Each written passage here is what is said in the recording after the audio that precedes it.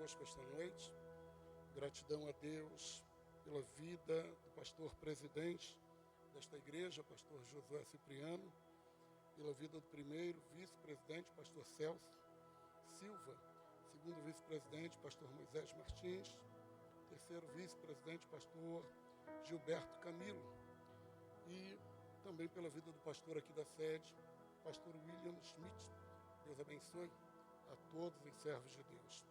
Louvar a Deus pela vida em especial do meu amigo pastor Márcio João da Silva, esse homem de Deus, esse amigo, irmão, que tem sido e sempre foi um presente de Deus, sua amizade. Deus te abençoe, continue te abençoando, Senhor, e toda a sua família. Meus amados, Evangelho de Jesus segundo escreveu João. Vamos aproveitar bem o tempo. Evangelho de Jesus segundo escreveu João, capítulo de número 10 e o verso de número 11. Evangelho segundo escreveu João, capítulo de número 10 e o verso de número 11. Diz a palavra do Senhor: Eu sou o bom pastor. O bom pastor dá a sua vida pelas ovelhas. Novamente, eu sou o bom pastor. O bom pastor dá a sua vida pelas ovelhas. Você diz amém? Por favor, tome seu assento, fique à vontade. Meus amados, livro de Gênesis, a Bíblia diz que, capítulo 1, a terra era sem forma e vazia. Mas o Espírito do Senhor pairava sobre a face do abismo.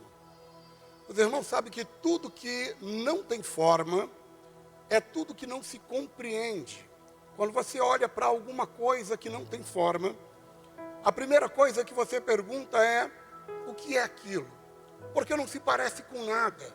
Este era o quadro da terra. Não tinha forma. Mas além de não ter forma, a Bíblia diz que ela também estava vazia. E se está vazia, não tem nada a oferecer a alguém. Afinal de contas, estava vazia.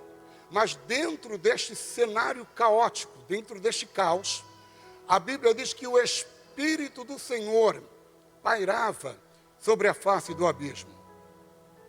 E a gente pergunta: o que é que Deus fazia ali? Num lugar totalmente caótico, destruído. E nós aprendemos e entendemos que Deus é a única pessoa que consegue entrar no caos. E ao invés de ser tocado pelo caos, mudado pelo caos, Ele tem o poder de, dentro do caos, construir o paraíso.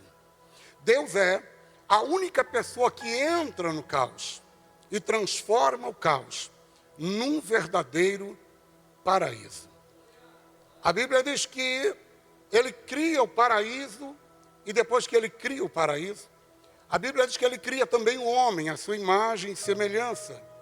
E a Bíblia diz que Deus pôs o homem dentro do paraíso. E disse ao homem: não peque. No dia em que você pecar, certamente morrerá.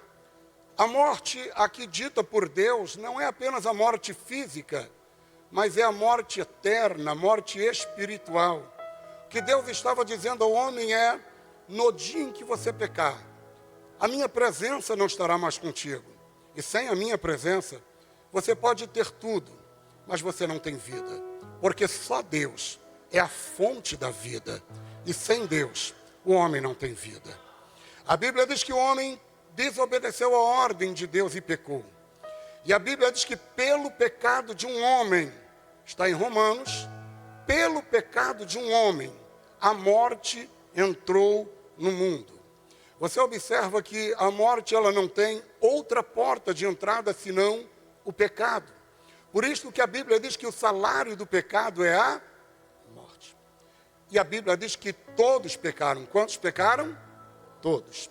E destituídos estávamos da glória de Deus. Toda a humanidade estava perdida. A Bíblia diz que não havia um justo sequer. Todos estavam perdidos. Davi disse: em pecado eu nasci, em pecado me concebeu minha mãe. Toda a humanidade estava perdida. Mas Isaías tem uma visão dizendo: porque a virgem conceberá e dará luz a um filho. Havia uma promessa em Gênesis 3,15 dizendo: Senhor, da semente da mulher vai nascer um que pisará a cabeça da serpente. Isaías tem outra visão e ele diz: porque um menino nos nasceu, um filho se nos deu. O principado está sobre os seus ombros. E o seu nome será maravilhoso, conselheiro, Deus forte, Pai da eternidade e príncipe da paz. A Bíblia diz que o anjo aparece a Maria e diz: o Espírito do Senhor te envolverá. Você conceberá e dará luz a um filho e colocará nele o nome de Jesus. O Espírito de Deus envolve Maria. Ela se acha grávida pelo Espírito Santo, concebe e dá luz a um filho. E põe nele o nome de Jesus. Diferente de todo ser humano, com exceção de Adão e Eva, Jesus é a primeira pessoa no mundo que nasce sem pecado. Não há pecado em Jesus. Ele nasce santo, porque ele não é gerado por uma conjunção carnal. Ele é fruto do Espírito Santo de Deus. Ele é gerado pelo Espírito Santo de Deus. E não há pecado nele. Eles vão para o Egito, voltam. Aos 12 anos de idade, ele reaparece na história. Eu acho válido pontuar isto, porque às vezes alguém pergunta: pastor, por que aos 12 anos? Primeiro, que 12 anos é a idade adulta de um judeu religioso. Aos 12 anos é quando um judeu pode participar de uma reunião dentro de uma sinagoga. Segundo, nós sabemos que 12 anos é uma idade difícil, é uma idade de pirraça, é uma idade de malcriação. 12 anos é uma idade que muitos têm crise de identidade, estão se descobrindo. 12 anos é aquela idade que os hormônios estão aflorando a pele. Se Jesus não aparece aos 12 anos, era bem possível que hoje alguém dissesse: não, mas aos 12 anos ele deve ter aprontado. Todo mundo apronta aos 12 anos. Ele deve ter feito pirraça. Aos 12 anos ele devia estar se descobrindo. Mas Jesus aparece aos 12 anos. Ele não tem crise de identidade. Aos 12 anos ele já sabe quem ele é. Aos 12 anos ele não é malcriado. Ele já está dando aula para doutor no templo e fazendo a vontade do Pai. Esse é o nosso Senhor. Esse é o nosso Deus. A Bíblia diz que ele reaparece aos 30 anos de idade. Inicia o seu ministério. E aos 33 ele é condenado à morte, morte de cruz. A cruz não era um lugar qualquer. Se você quiser imaginar a cruz, você pode pensar que a cruz seria o símbolo maior do caos na terra. Não existia um lugar pior para um ser humano estar do que na cruz. A cruz é o símbolo maior do caos. Tal verdade que a Bíblia diz que maldito todo aquele que for pendurado no madeiro. A cruz é o símbolo maior do caos. E o meu Senhor está lá, no símbolo maior do caos da terra. Mas existem dois ladrões. E um deles vai dizer a Jesus: Senhor, lembra-te de mim quando entrares no teu. Jesus responde dizendo: ainda hoje, disse Jesus, tu estarás comigo no paraíso. Jesus estava dizendo a este ladrão, era mais ou menos isso, sabe, filho? Há milhares de anos, muitos anos, eu me manifestei no caos. E dentro daquele caos, eu construí o paraíso. E depois que eu construí o paraíso, eu criei o homem. E coloquei ele dentro do paraíso. E disse ao homem: não peque. No dia em que você pecar, você vai morrer. O homem desobedeceu a minha ordem, pecou. E por causa do pecado, o homem está de volta no caos. Eu estou me manifestando, filho, novamente no caos, para dizer que ainda hoje eu te arranco desse caos e te levo de volta para o paraíso. Ele veio exatamente para isto. Ele veio para nos arrancar do caos e nos levar de volta para o paraíso, queira Satanás ou não. Esta igreja vai ser arrebatada num piscar de olhos, como um relâmpago que sai do Oriente e vem para o Ocidente. Ele tocará a sua trombeta e a igreja ouvirá o soar da trombeta. e nós estaremos para sempre com Ele na glória. Você crê nisto? Aleluia! Ele veio para nos tirar do caos e nos levar ao paraíso. Mas a Bíblia diz que depois que ele diz isto, ele dá um grito dizendo: tetelestai, está consumado. Quando ele diz está consumado, o véu do templo se rasga de alto a baixo. Ele estava dizendo: Pai, toda a dívida da humanidade está paga. Não há nada pendente. Eu paguei tudo. É por isso que Paulo escrevendo, e se a mídia puder me ajudar no telão, Paulo escrevendo aos Colossenses, capítulo 2 e verso 14, Paulo vai dizer que o escrito de dívida, que era contra nós em suas ordenanças, foi retirado do meio de nós e cravado na cruz. Agora, o que Paulo está dizendo é que entre nós havia um escrito de dívida. E por causa desse escrito não tínhamos crédito no céu. Um escrito de dívida pode ser representado por uma promissória ou por um cheque. E para você entender mais ou menos, deixa eu usar o cheque como figura. Imagina que você assinou um cheque se comprometendo a pagá-lo. E o cheque voltou. E por causa deste cheque que voltou, a pessoa que recebeu o cheque ligou para você furiosa, dizendo: ei, o cheque que você me deu voltou, não tinha fundo. E aí a gente fica preocupado, porque se esse cheque for depositado de novo, o nome da gente vai lá para o Banco Central, e você não quer isso. Então o que é que a gente faz? A gente pede um tempo, e diz: segura para mim, porque eu vou trabalhar, vou levantar recursos, e vou resgatar esse cheque. Não é isso que a gente faz? O primeiro cheque foi Adão.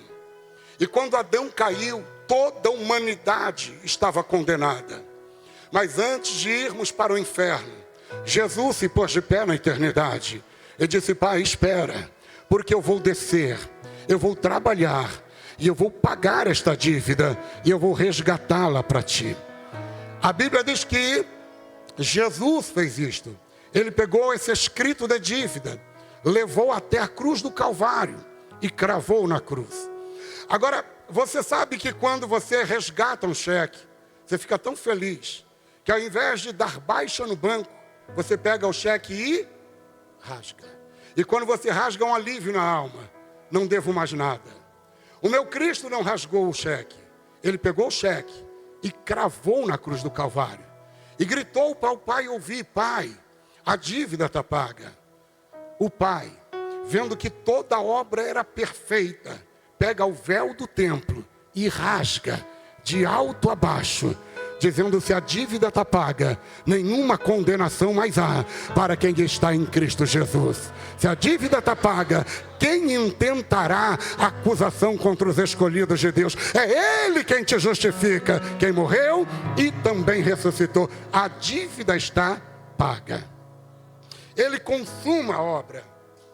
Toda a dívida foi paga. Você não deve nada se está em Cristo, porque Ele pagou a tua dívida.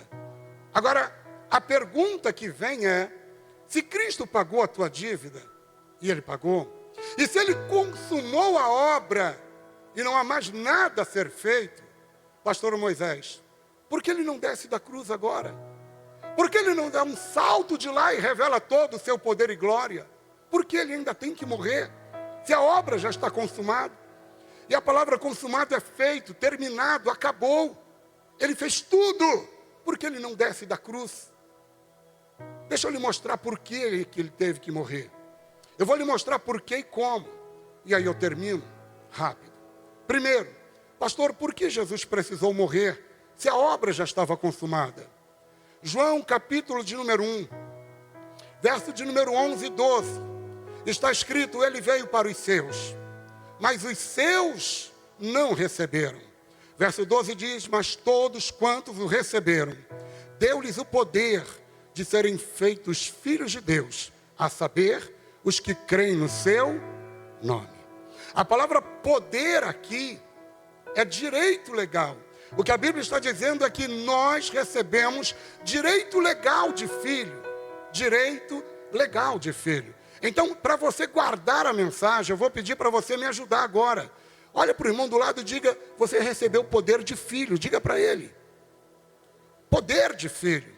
Aí Jesus, se puder me acompanhar no telão, irmão, eu agradeço muito da mídia. Jesus em Mateus 26, 28, ele levanta o cálice. E ele levantou o cálice dizendo, este cálice é o novo testamento no meu sangue. Diz para o irmão do lado, você é filho de Deus e tem um testamento.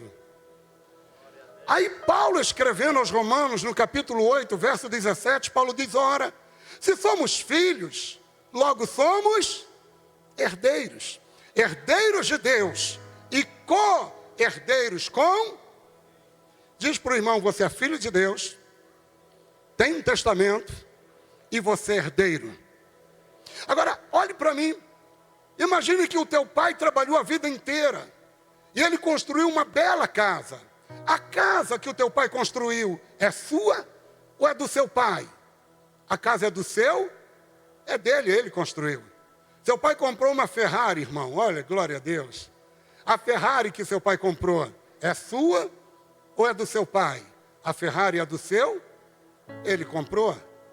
A pergunta é, quando legalmente o que é do seu pai passa a ser seu por direito? Quando? Quando o quê? Quando ele morre. Por favor, ponha para mim no telão Hebreus 9, 16 e 17. Olha o que o autor aos Hebreus vai dizer. Hebreus 9, 16 e 17. Ele vai dizer, onde há testamento, necessário é que intervenha a morte do testador. Verso 17, porque um testamento tem força, onde houve o quê? Morte. Ou terá ele algum valor enquanto o testador? Se Jesus não morre, tudo que ele conquistou na cruz do Calvário é dele. A morte que ele venceu, o pecado, o inferno, ele venceu. Quando é que eu entro nisso, pastor? Quando o testador morre. O testador morre e tudo que ele conquistou é teu por direito, é teu por herança. Oh, bendito seja o nome do Senhor. Então o testador morre para que você tenha direito. Se o testador não morre, a gente não recebe herança, mas ele morreu. E tudo que Cristo conquistou na cruz é direito nosso, é nossa herança, é teu por direito. Você tem direito ao céu, à graça, à glória, ao sangue derramado. Você tem direito, porque ele conquistou por você. Oh, bendito seja o nome do Senhor. Aleluia! Tem alguém aí que glorifica a Deus por esta verdade santa? Glória a Deus. A Bíblia é um livro tão lindo, tão maravilhoso, tão extraordinário e tão completa. Olha o que Paulo vai dizer aos Gálatas, capítulo 3 e verso de número 15. Por favor, me ajude. Gálatas 3,15, escute o que Paulo diz. Irmãos, como homem falo. Se o testamento, ali está a aliança, se o testamento de um homem for confirmado, ninguém anula, nem acrescenta. O que Paulo está dizendo é direito. Ele está dizendo, se o testamento for confirmado, como é que o testamento de uma pessoa é confirmada? Através da morte do testador. Se o testamento for confirmado, ora, o testamento é confirmado, alguém foi lá e furou o lado de Jesus para saber se ele já estava. Foram quebrar a perna dele, mas descobriram, ele já está morto. Então o testamento é confirmado, porque ele morreu. O testamento é confirmado. Aí Paulo diz, bom, se o testamento é confirmado, o inferno, Satanás, feitiçaria, atabaque, inveja, ninguém anula o que Cristo conquistou na cruz do Calvário. Ninguém anula o poder de um testamento, não tem como anular, está confirmado, ele morreu, e queira Satanás ou não, você é mais que vencedor, por aquele que nos amou, você é dono da vitória. Levante a tua mão, abra a tua boca, e renda louvor a ele. Aleluia.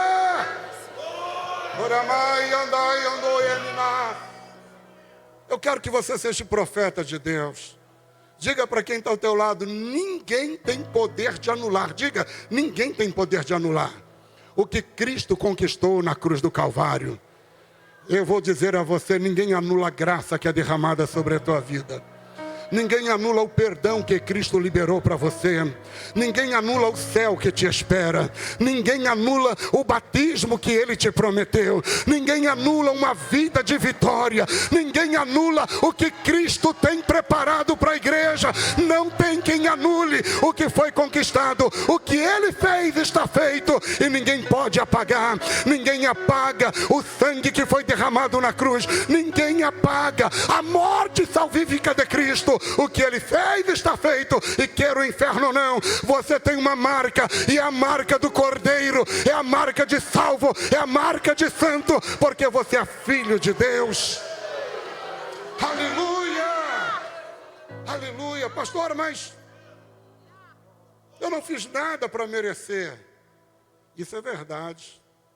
Pastor, eu não me sinto merecedor. Bom, você de fato não era, e nem eu. Isso se chama graça. O direito de herança, geralmente o filho não faz nada. Quem trabalha é o pai. Ele só recebe. Eu gosto de ilustrar um acontecimento que aconteceu no Rio de Janeiro, num bairro chamado Meier. Eu conheci a história de perto. Um cidadão veio do exterior há muitos anos atrás, jovem. E ele começou a construir riquezas lá no Rio. E ele nunca casou e nunca teve filho, mas ele se tornou milionário. Quando ele estava perto de morrer, ele chamou o advogado dele e disse: sabe, eu estou quase morrendo, mas eu não quero deixar tudo que eu conquistei para o governo. Ele disse: eu me lembro que alguns anos atrás uma sobrinha minha veio para o Brasil, e eu sei que ela está no Paraná. Procure ela. Tudo que eu conquistei, você vai entregar a ela. Aquele homem morreu, e o advogado começou a correr atrás. O telefone tocando na hora da mensagem, irmão. Aquele homem começou a correr atrás da herdeira. E achou.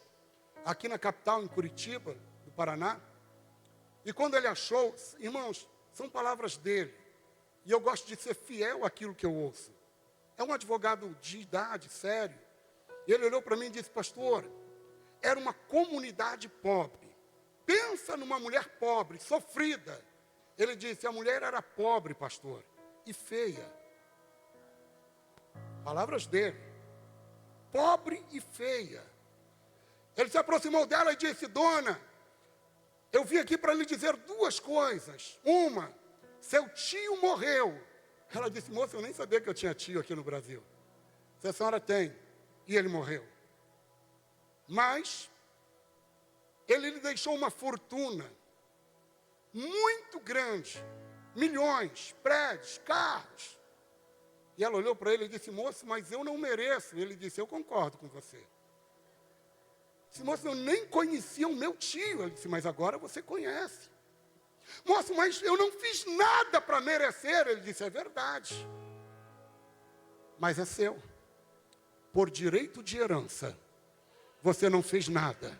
Você não ajudou a carregar aquela cruz. Você não limpou o suor do rosto dele. Você não aliviou as dores dele. Mas tudo que ele conquistou naquela cruz é seu por direito. É seu por... Pastor, como é que chama isto? Isso se chama graça. E pela graça nós somos salvos mediante a fé. Não vem de nós, é dom de Deus. Aleluia! Oh glória! Oh glória! Por que, pastor, ele morreu? Ele morreu para nos dar direito. Deixa eu te dizer em 5 minutos como. Pastor, ele morreu reclinando a cabeça. Não foi tão simples assim. Eu disse no começo da minha mensagem que a morte só tem uma porta de entrada. Qual é a porta que ela tem? O pecado. A Bíblia diz que o aguilhão da morte é o pecado. O pecado é o que nos empurra em direção à morte. O detalhe é que o teu mestre nunca pecou. Não há pecado nele. E se não há pecado nele, a pergunta é: como é que a morte toca a morte não pode tocar, porque Ele é santo. Foi Ele que bateu no peito e disse: ninguém toma a minha vida. Você conhece alguém que já falou isso? Não, pastor, tem um vizinho meu lá que tem 2.300 anos, nunca morreu. Conhece? Jesus está batendo no peito e dizendo: se eu quiser, se eu não quiser, eu não morro. Ninguém tem poder de tocar na minha vida. Só que quando ele diz isso, parece, pastor Márcio, que eu estou vendo ele olhando para a gente, para a humanidade, e nos vendo acorrentados, amarrados, tristes, derrotados, indo para o inferno. Aí ele disse: ninguém toma a minha vida, mas para te libertar, para quebrar as cadeias que te prendem, para restaurar a tua vida, para te trazer de volta para o Pai. Ele disse: eu mesmo, de mim mesmo, eu a dou, eu mesmo a dou, e eu mesmo torno a tomá-la, para te libertar. Jesus, Ele está na cruz, e Ele dá um grito: Pai, em tuas mãos eu rendo o meu espírito. Quando Ele disse isso, a morte entrou em colapso, a morte quase morreu. Pastor, que loucura é essa? A morte estava com um dilema diante dela. E qual era o dilema? Jesus é diferente de tudo que já desceu ao ventre da morte. E Jesus é maior do que a morte. A prova disso é que todo velório que Jesus participou, Ele estragou o velório. Porque o defunto ressuscitou. A morte sabe que Jesus é maior. A pergunta é: como é que você engole uma coisa que é maior que o seu estômago? Como você engole uma comida que é maior que a sua barriga? A morte está olhando para Jesus e dizendo: vocês não entenderam ainda. Eu não tenho capacidade de engolir Ele, porque Ele é maior do que eu. Ele é maior do que eu. Mas, dona Morte, a senhora engoliu Abraão, mas Abraão tinha pecado. A senhora engoliu Davi, esse que tinha pecado mesmo. A senhora engoliu Noé, Noé tinha pecado. Mas esse é santo, esse é puro, esse nunca pecou, na sua boca nunca se achou engano. Ele é santo. E o que é que acontece quando você engole uma coisa que é maior que o seu estômago? Você passa? Diga para o teu irmão assim, ó: Jesus fez a morte passar mal. Pastor, agora o senhor pirou de vez. Onde é que o senhor achou essa coisa aí, pastor? Na Bíblia. Jesus deu indigestão na morte. Quando você come demais, você sente ânsias de vômito, sim ou não? Vontade de vomitar, sim ou não? Porque o teu estômago está além da capacidade. Quando a morte engoliu Jesus, ela pôs a mão na boca e ela sentiu ânsias. Onde é que está isso, pastor? Isso está no livro de Atos, capítulo 2, verso 24. Algumas expressões diz dores, outras ânsias, ao qual Deus ressuscitou, desfazendo as dores da morte. Algumas versões diz ânsias da morte. O que é Pedro pregando? Pedro está pregando um sermão e Pedro está dizendo: Deus ressuscitou Jesus dos mortos, solta as ânsias da morte. A morte teve ânsia, a morte sentiu dor, a morte queria morrer, a morte passou mal, porque Jesus é maior que a morte. E é por isto que nós estamos aqui, porque você está adorando um Deus que é maior que o céu, que a terra, é maior que os demônios, é maior que tudo. Levante a tua mão e a Ele renda louvores e glória.